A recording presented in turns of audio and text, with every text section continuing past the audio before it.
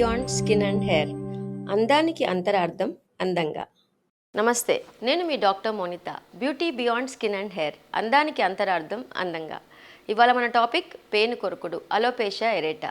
మీ అందరికీ తెలిసిందే ఈ ప్రాబ్లం.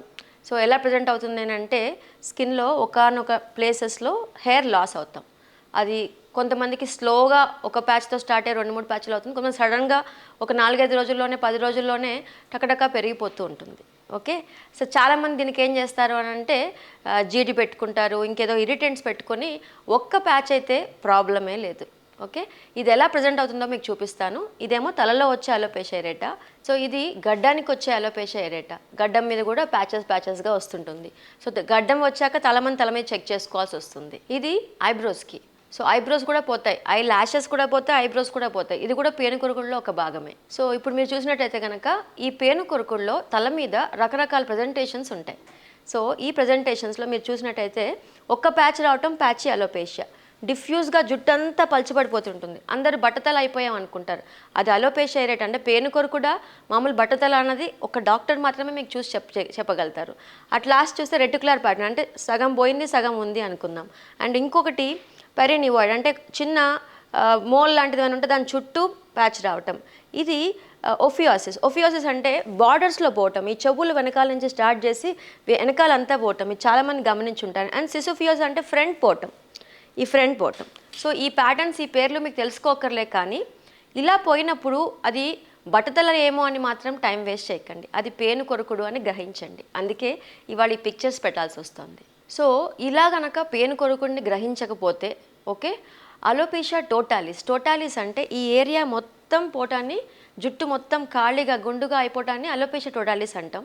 అలోపేషియా యూనివర్సాలిస్ అంటాం. యూనివర్సాలిస్ అంటే బాడీలో ఎక్కడ కూడా వెంట్రుక కనిపించదు. అంటే ఐబ్రోస్ పోతాయి, ఐలాషెస్ పోతాయి, అండర్ ఆర్మ్స్లో హెయిర్, బాడీ మీద హెయిర్, తల మీద హెయిర్, ఎక్కడా వెంట్రుక లేకపోవటం యూనివర్సాలిస్. ఇవి చాలా రేర్ సినోజెస్గా చూస్తామన్నమాట. సో ఎందుకు అంటే అది ఆ స్టేజ్ వెళ్ళడానికి కనీసం ఒక 2-3 ఏళ్ళు పడుతుంది. అది గ్రహించకపోవటం మన పొరపాటు. సో ఒకటే చెప్తా, డిసీజ్ వచ్చినప్పుడు, అలోపేషియా ఎరేటా నా దగ్గరికి వచ్చినప్పుడు ఒక ప్యాచ్ అస్సలు వరీ లేదు. ఏం చేయకపోయినా వచ్చేస్తుంది కొంతమందికి. బట్ 1కి 2, 2కి 3, 4 అలా స్ప్రెడ్ అవుతోంది, కొత్త ఏరియాస్లో కనిపిస్తూనే ఉంది అంటే మాత్రం అర్జెంటుగా డాక్టర్ దగ్గరికి వెళ్ళాల్సిందే. హెయిర్ తెప్పించడం మాకు చాలా ఈజీ పని. మళ్ళీ చెప్తున్నా, డాక్టర్స్ తలుచుకుంటే హెయిర్ తెప్పించడం చాలా ఈజీ పని. ఇక్కడ తెప్పించడం కాదు, డిసీజ్ని ప్రోగ్రెస్ అవ్వకుండా, డిసీజ్ని ముందుకు వెళ్ళకుండా, తల నుంచి బియర్ దాకా, ఐబ్రో దాకా అన్ని చోట్లకి పెరగకుండా చేసే బాధ్యత కూడా మాదే. కానీ ఈ టైంలో కాలయాపన, హోమియో తీసుకుంటారు, ఆయుర్వేదిక్ తీసుకుంటారు, యునాని తీసుకుంటారు, ఇంట్లో సలూన్ షాప్ వాడు చెప్పాడని జీడి పెట్టుకుంటారు, ఏంటంటో పెట్టుకొని వస్తారు మా దగ్గరికి. చాలా సగం టైం వేస్ట్ చేసుకొని వస్తారు. It's auto immune condition. పేను కొరుకుడు అన్నది ఆటో ఇమ్యూన్ కండిషన్. మన ఓన్ హెయిర్ సెల్స్కి యాంటీబాడీస్ ఫామ్ అవుతాయి. Thyroid auto immune condition, sugar auto immune condition, ఇలా అనమాట. సో దాని పరంగానే చెక్ చేసుకోవాలి. అండ్ అలా అలోపేషియా ఎరేటా ఉన్నప్పుడు ప్రాపర్గా డాక్టర్ దగ్గరికి వెళ్తే ఫస్ట్ ఇచ్చేది మేము స్టీరాయిడ్స్ మాత్రమే. కానీ హై డోసెస్ ఇవ్వం డెఫినెట్గా. ఏ డాక్టర్ కూడా హై డోసెస్ ఇవ్వరు.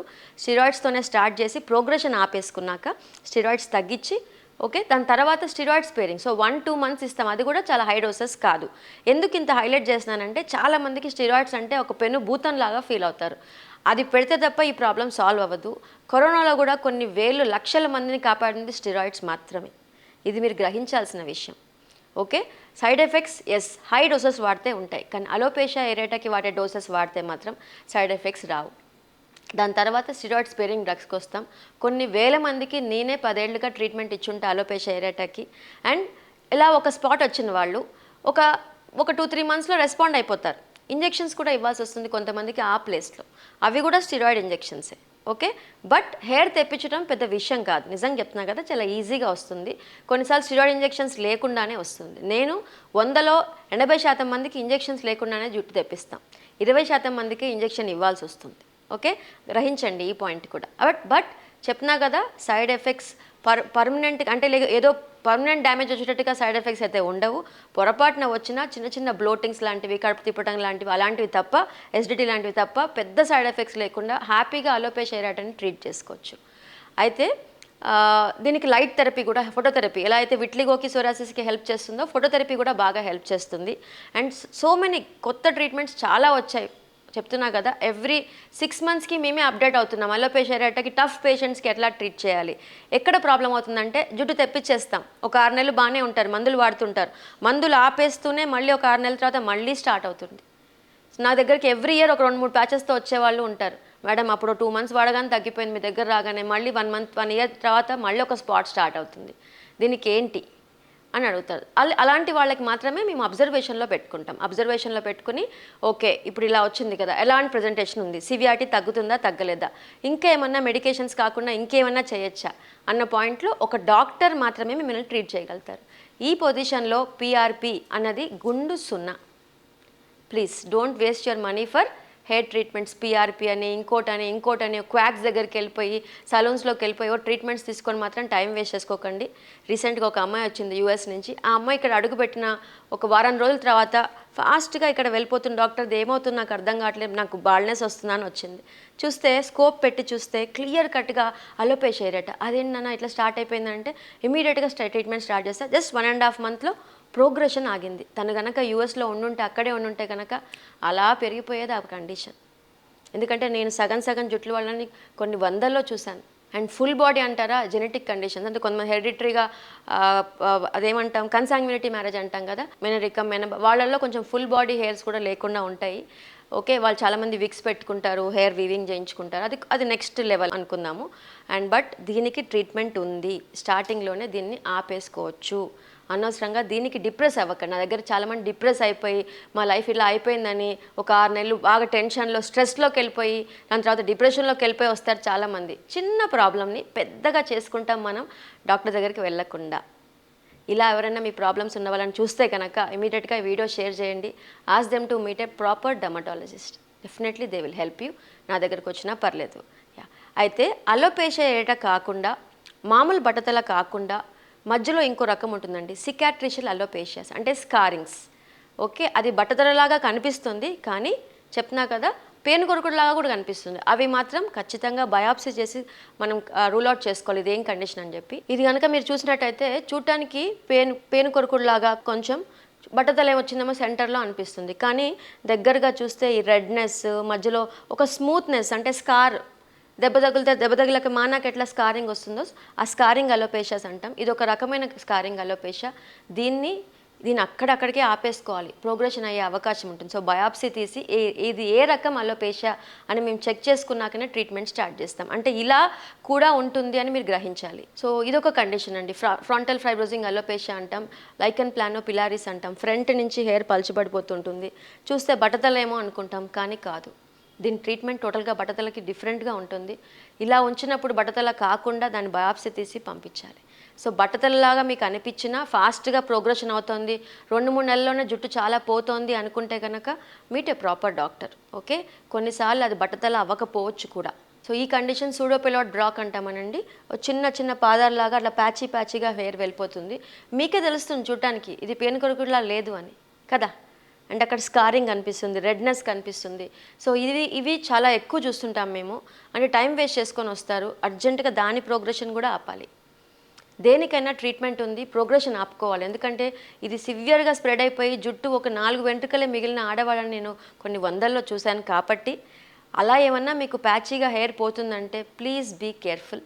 ఇలా పిక్స్ చూసినప్పుడు మీకు ఒక ఐడియా వస్తుంది కాబట్టి share to your friends. So ఈ పిక్ చూసినట్టయితే మీకు ఏమనిపిస్తుంది, ఆమెకి జుట్టు పోతుంది, బట్టతల అవుతుంది, ఫ్రంట్లో మాత్రం పలచబడుతుంది అనుకుంటున్నాం. కాదు, నేను ఇందాక చెప్పిన ఫ్రంటల్ ఫైబ్రోజింగ్ అలోపేషియా.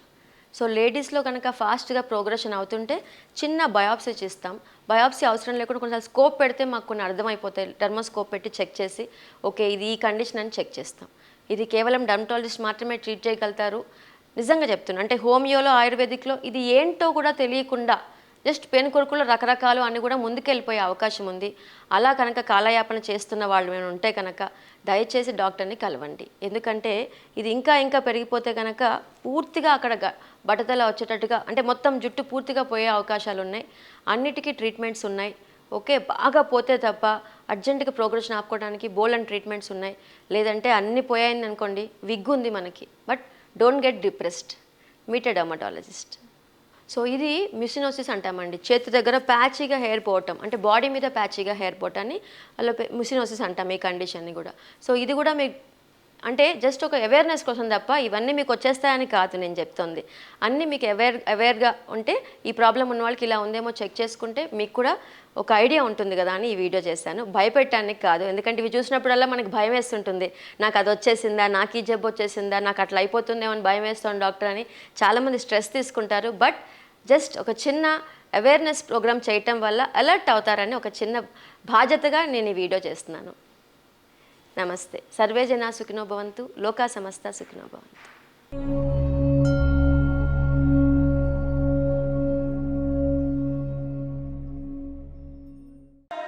Fearless.